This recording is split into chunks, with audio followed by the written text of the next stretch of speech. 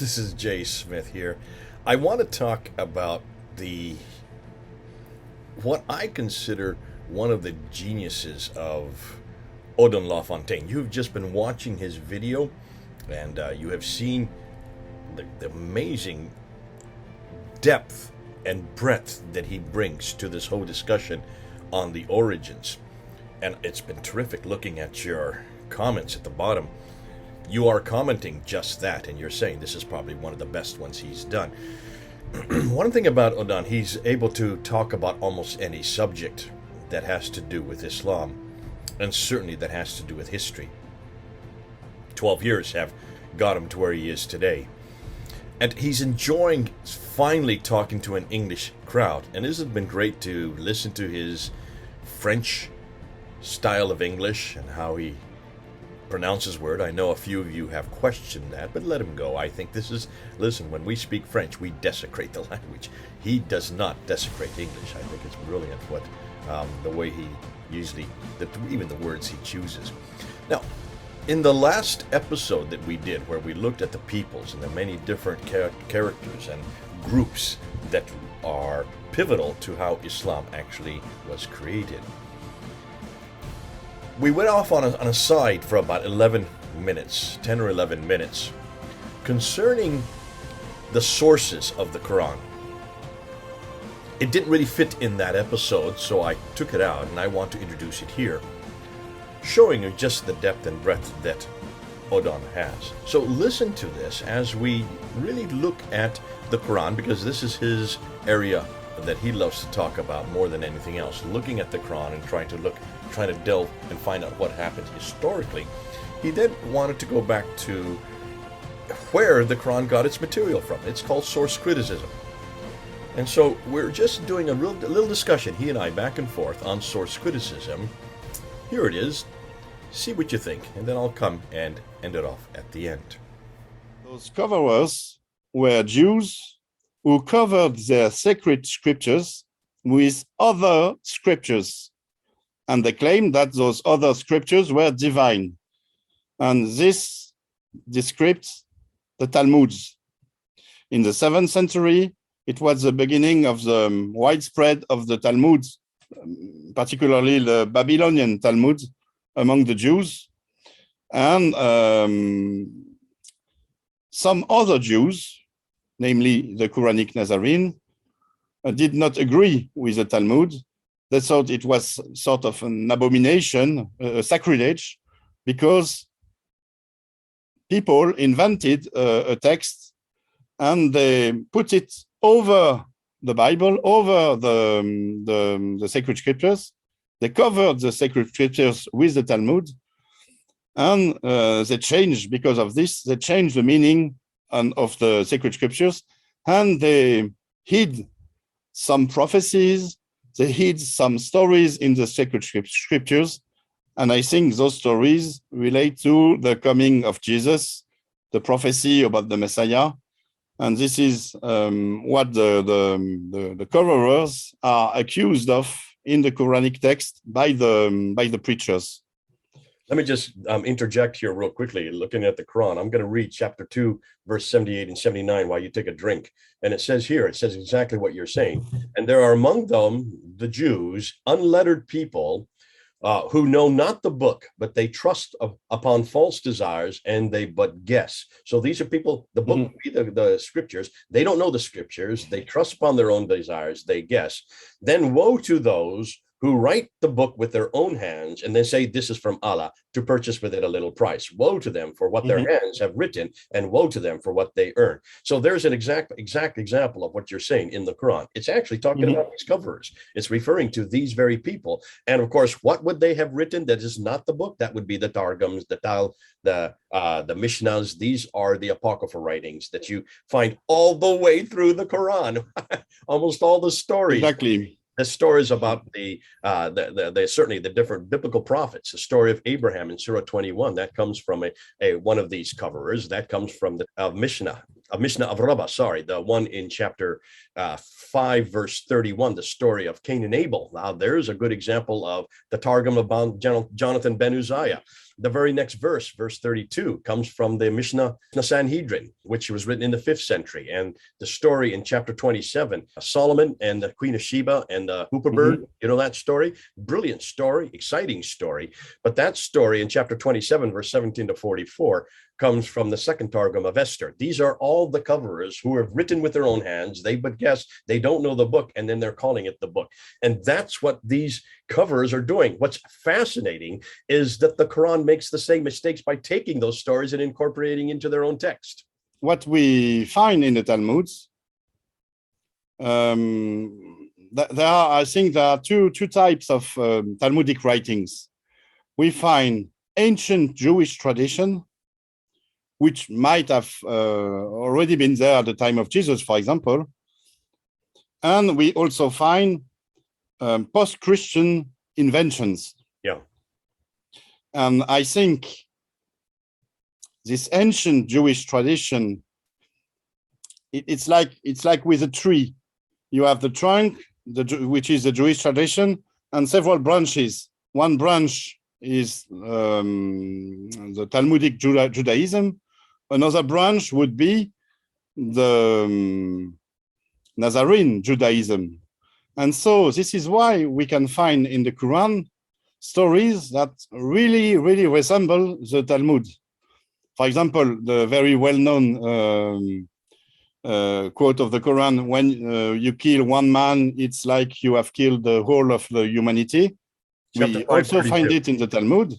Yeah. I think no one, they did not copy each other for this one, for example. It comes from ancient Jewish tradition, which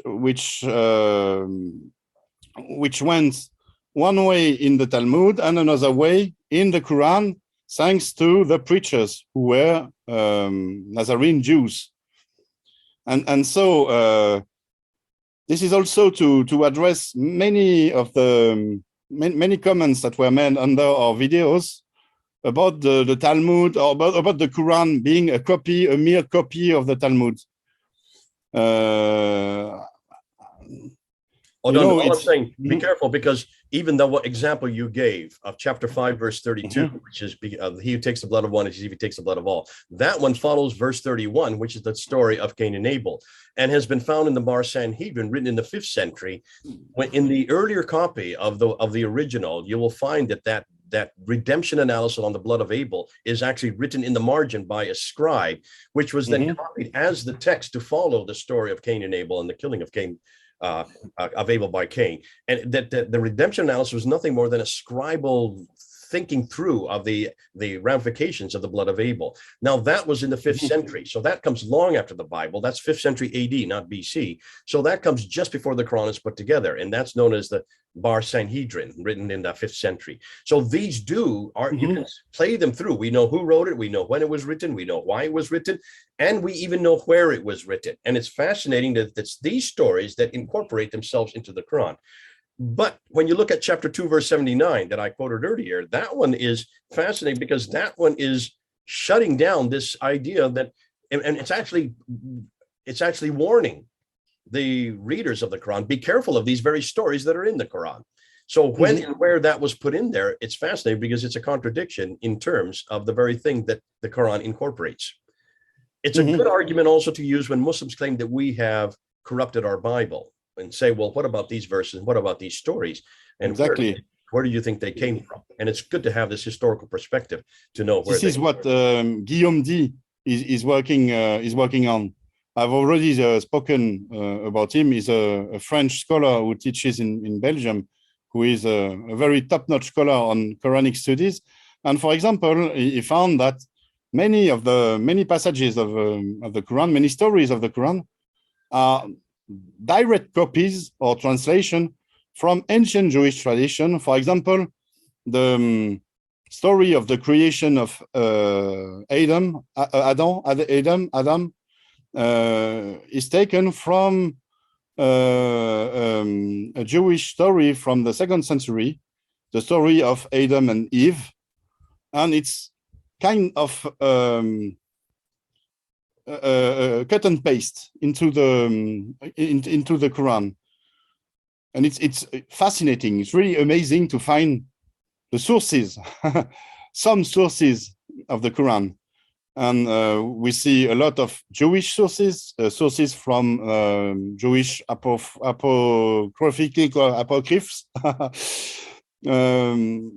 such as, for example, the Book of Jubilees. Mm-hmm. We find many interesting stuff in the Quran and also in the standard Islamic narrative that were taken from the Jewish tradition that was also expressed in the Book of Jubilees. For example, the Tawaf, the fact that Abraham turned in a circle 7 times around the altar in Jerusalem. This is taken from the Book of Jubilees. You do not find this in the Bible. It's in the Book of Jubilees. And you find this also in the Islamic tradition. This is why the Muslims, when they perform the Hajj in Mecca, turn 7 times around the Kaaba. They imitate, they don't know it, but they imitate the Jewish tradition of Abraham as it is written in the Book of Jubilees. Yeah. Fascinating. I mean, this is terrific stuff, and maybe we should do a whole series. We did this with Paul. I don't know if you know Paul from London. He did through and found, he didn't know about the Book of Jubilees, but he did find the circumambulation 7 times going counterclockwise, and he noticed that this is something that the Jews did. And of course, if that is the case, then almost all of their traditions have been borrowed from pre-Islamic times, looking way back to Jerusalem itself. One of the things that one person that probably stands out, in 1910, there was a book written on the sources of the Quran by St. Clair Tisdale. For those of you who want an English edition on this material, you can go to that book. It's out of print. You can get it on PDF. Just Google it. The Sources of the Quran by St. Clair Tisdale, Tisdall.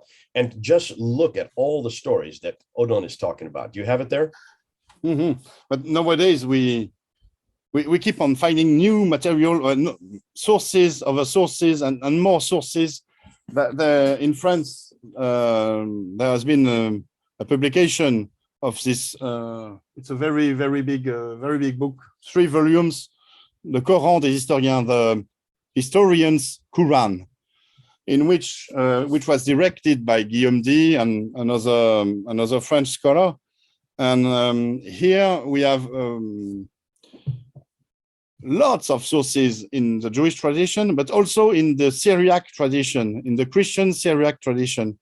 Many apocalyptical stories that we find in the Quran are in fact copies of homilies from Syriac priests, such as James of Sarug, or apocalyptical stories from the Syriac tradition.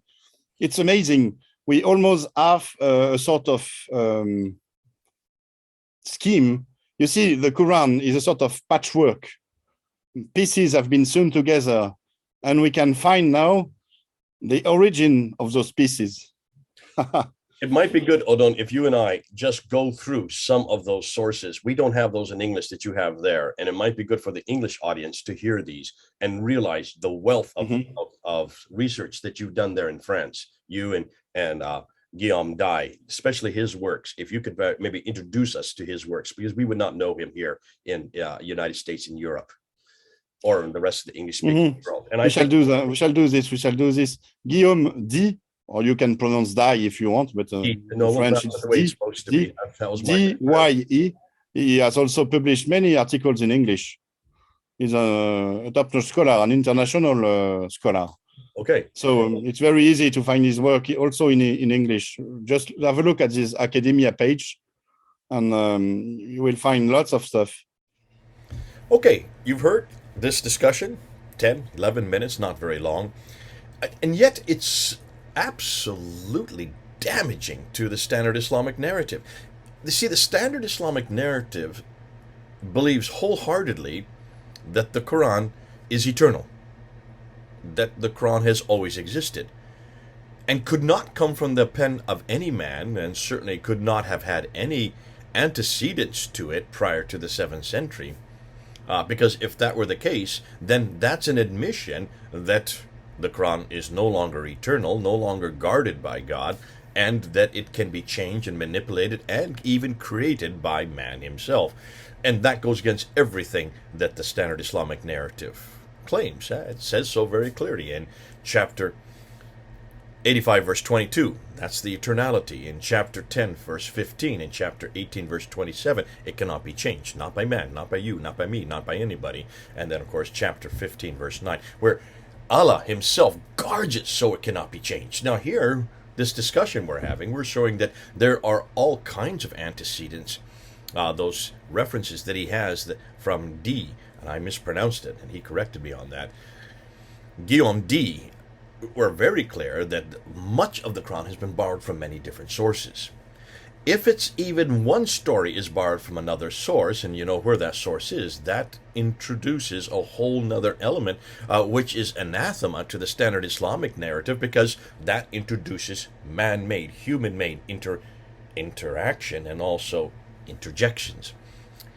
Shuts down any notion that this could be eternal, shuts down any notion that this is unfettered by human hands, and shuts down any notion that it even came from Muhammad in the 7th century. All of these references that we were talking about, the Targum of Jonathan ben Uzziah, 2nd century, the Mishnah of Rabbah, 2nd century, the Bar Sanhedrin, 5th century.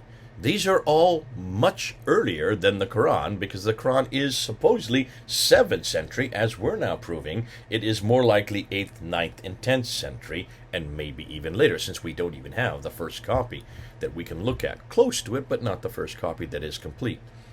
So can you see why this is so damaging, and why, though it was just an aside by Odin and myself, we're really thinking through about using it.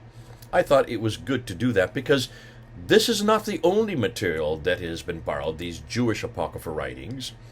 There has been much more material that has been borrowed, and we'll be getting into that. This book that we've already introduced, the Syro-Aramaic reading of the Quran, these are lectionaries, and I'm going to be introducing this with another researcher coming out of Germany. His name is Thomas Alexander. Thomas Alexander will be coming on board in about a week, maybe in 2 weeks. There's so many videos that I've got to go through. But he will be unpacking this book, and this is proving to be one of the most damaging books, because this shows that much of the Quran has been borrowed from Christian lectionaries' sermons. Odon has been referring to that, has he not? And then the other one that is probably as damaging or more damaging is Gunther Lulling's. And this book, it's bright yellow. I don't like the color, but nonetheless, I didn't choose it. A Challenge to Islam for Reformation. We'll be unpacking this, because this is his doctoral thesis. He scored higher than anybody else in his university, so high that he should have been given an automatic professorship, which he was not, because of what this has to say about the Quran. Lots of material yet for us to introduce on this channel. Can you see how exciting this is, though?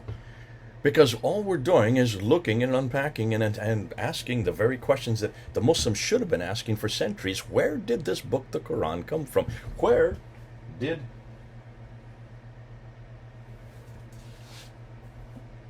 they get this from? Where did these words come from? Where did they all come from? I've got a whole slew of them up here. I just chose the first one, and this is Qalun's, written in 835. So where did Qalun get his material from? Where did Hafs get his material from? Where did any of these get us? Where did they get their material from? Well, we're finding out. A lot of it is borrowed. Yes, pilfered out of existing texts. Arabic, for sure, to be sure. That was Arabic, because it was all written in Arabic in the 7th.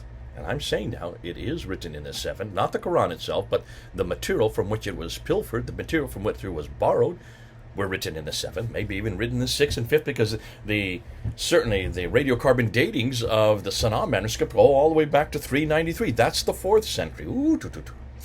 Isn't this exciting? As we unpack and pull back layer after layer after layer of the Quran, we're finding that we're getting back to the source of the Quran. And it is not pretty for Muslims. It's not pretty for Islam. And even for the Western academics who don't want you to know this. More of that later. God bless you. Just thought I'd put this up as a quick little ditty as an appendix to what we were just talking about with Odon. It's been great having Odon, and now we'll be moving over to Thomas soon. But come with us. talk about what we're talking about, and also come up with, not only if you have difficulties, not just objections, but also if you find other areas that we've missed or articles that we should be reading. Talk about it here in the comment. This is Jay, over and out.